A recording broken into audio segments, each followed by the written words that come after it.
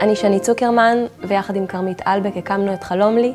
זה עסק לפיתוח מוצרים לילדים והורים בזמן האיכות שלהם.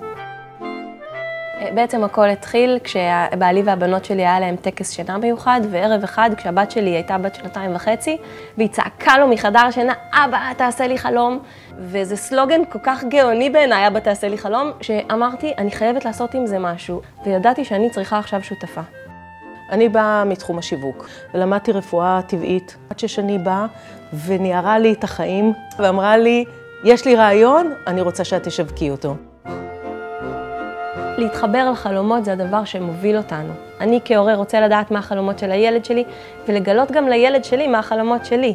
בעצם אתה כהורה, כשאתה לוקח משחק שלנו, אתה פשוט הופך למאמן לחיים של הילד שלך.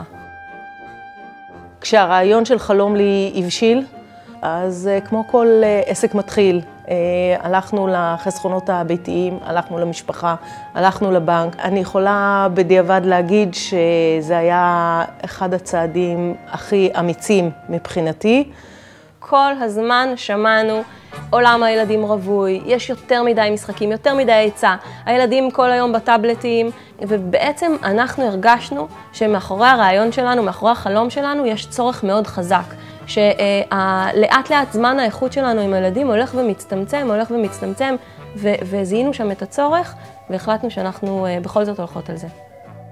כשותפות, אנחנו האנשים הכי שונים שאתה יכול לדמיין, וזה מה שגורם למשחקים שלנו להתאים לכולם.